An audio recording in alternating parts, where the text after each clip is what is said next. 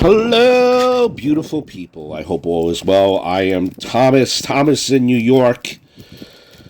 We are in the Sharon Gardens section of Kensico Cemetery in Valhalla, New York, which is Westchester County. We're visiting the grave, and big fan of comedy, a comedic legend, Gilbert Gottfried. Now, I'm sure you are familiar with Gilbert.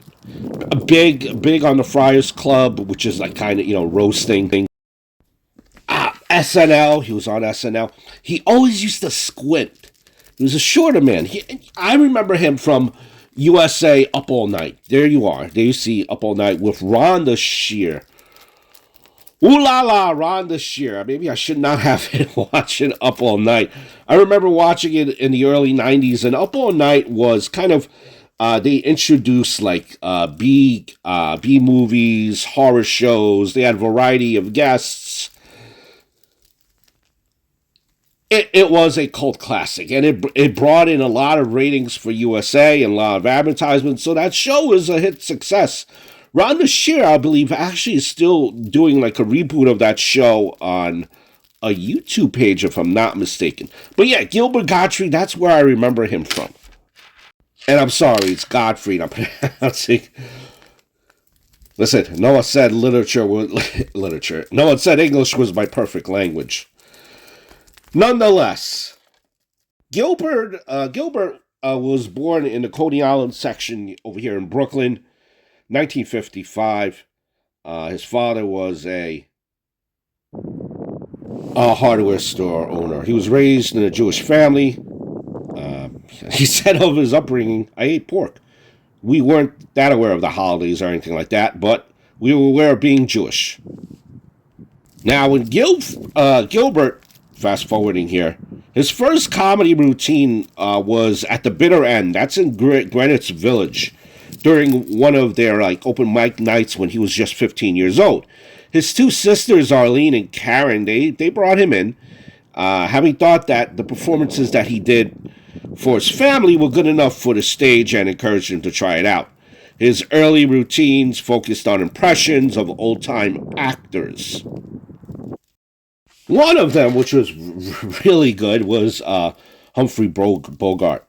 From there, he would work the local comedy circuit. He became known as a comedian's comedian and started to perform kind of edgier material when he became bored with his usual routines.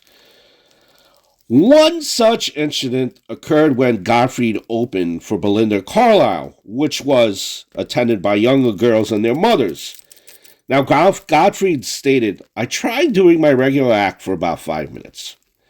And then I just launched into the filthiest stuff I could think of. And the next day I got a call from my agent saying everybody there loved you, which is show business talk for you're fired. 1980 came along and SNL was being retooled with a new staff, new comedians. And the producers, they noticed Gottfried, and they hired him as a cast member.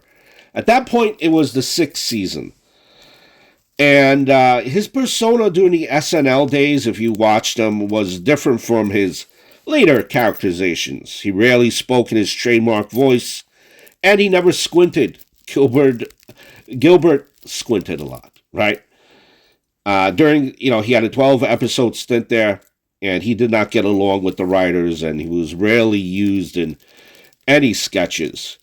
He played one reoccurring character named Leo Waxman, the husband of Denny Dillon's Pinky Waxman on the recurring talk show sketch, What's It All About? And he did 2 celebrity impressions, Roman Polanski and David Stockman. 86, he scored a big moment, guest appearance on Bill Cosby's sitcom, The Cosby Show. I mean, there's just so much with Gilbert. Then he also played in Sidney Bernstein, Beverly Hills Cop 2. He was there with Eddie Murphy. And he also made his debut appearance on the Howard Stern show, which he was on. I think he made over, being a Howard Stern fan, I think it was like over 100 appearances in the next 25 years. So he was gaining regularly popularity. Let's see what else maybe modern that we could go over with Gilbert. Yes, the Aflac duck. Did you know that he was the duck from an Aflac, the big white duck? Aflac, Aflac. Those commercials are hysterical. He was the voice of the duck, Aflac.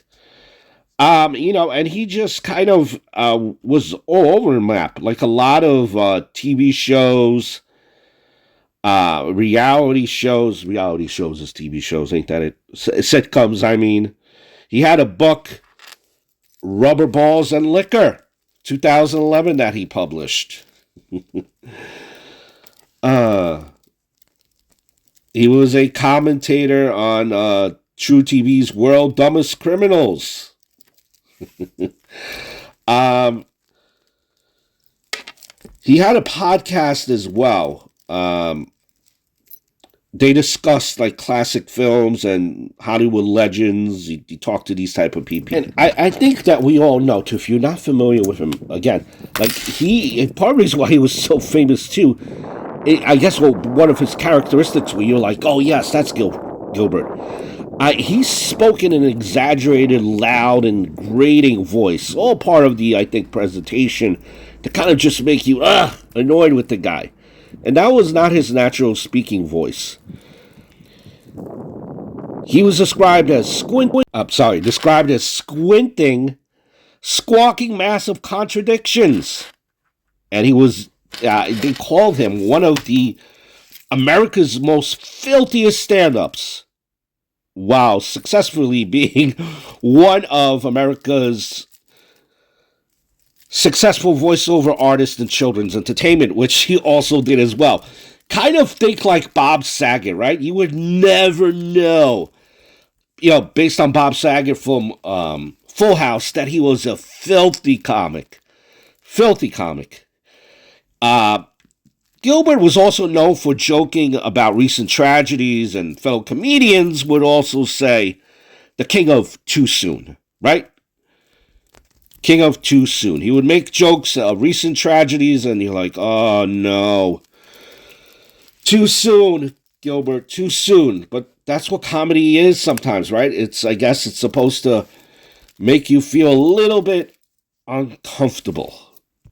But Gilbert would say this, right?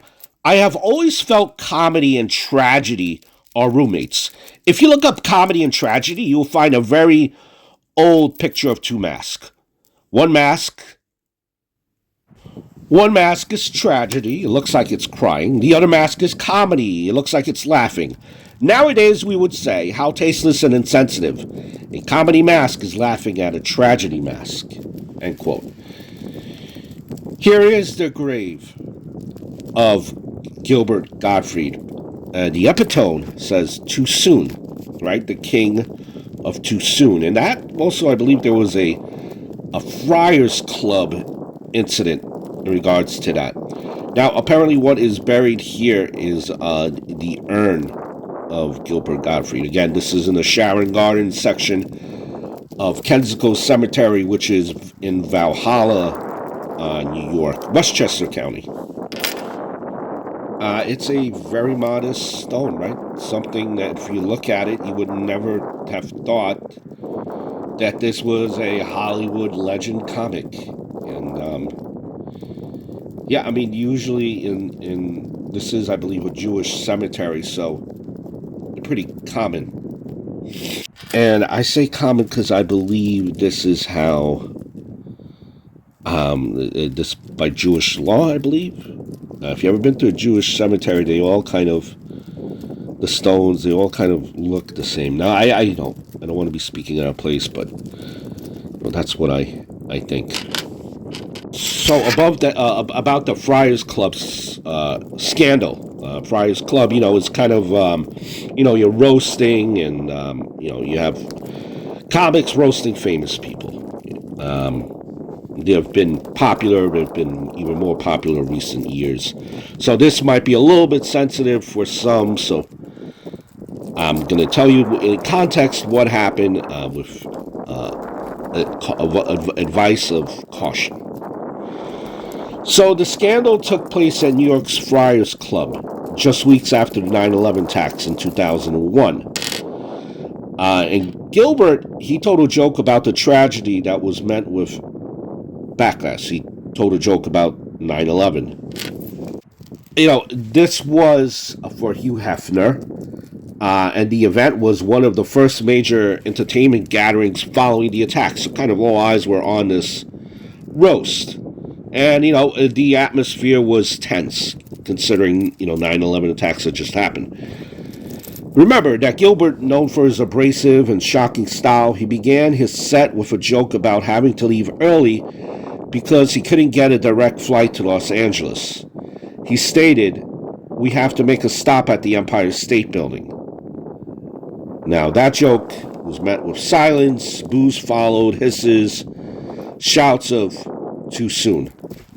Now, having lost the audience completely, Gottfried famously salvaged his set by telling the aristocrats joke. It's an incredibly filthy, long-form, profane routine, which won the crowd over and became a defining moment for him. Later featured in the 2005 documentary. The documentary being called, what's the name of it? The Aristocrats. And Gilbert, he often argued that his jokes were intended to address the elephant in the room, and that he found it more offensive to wait until a tragedy was no longer relevant to make jokes about it. Now, make no mistake about it, Gilbert, after that 9/11 joke, was nearly blacklisted. A lot of comics are being canceled. That's a discussion now for another day. But the joke actually became a legendary, albeit controversial, moment in comedy history rather than a career-ending event. Now, again, not the first time he was found himself in controversy. He joked about the 2011 Japanese tsunami tweets he had about this. He tweeted, and that actually got him fired from being the voice of the Aflac Duck after he made some insensitive jokes regarding that Japanese tsunami disaster. In 91 also, there were the Emmy jokes. And those Emmy jokes were in 1991, where he was reprimanded by the Academy of Television Arts and Sciences, in which he made off-color jokes about Pee Wee Herman's arrest during the 1991 Emmy broadcast. So, no stranger to controversy nonetheless. Listen, his comedy is not for everyone. Me, myself, I like the more darker side of comedy. Okay? But again, he wasn't everyone's cup of coffee. Me, I admired him. I loved him. I thought he was funny on the Howard Stern, funny on his podcast. A true legend. True legend. Passed away very young. In 2022. I believe he was 65 years old. Very young. Wait a minute. 65. The math ain't math in here. Wait. Cut into 2. I believe that's 67, folks. 67. Excuse my math.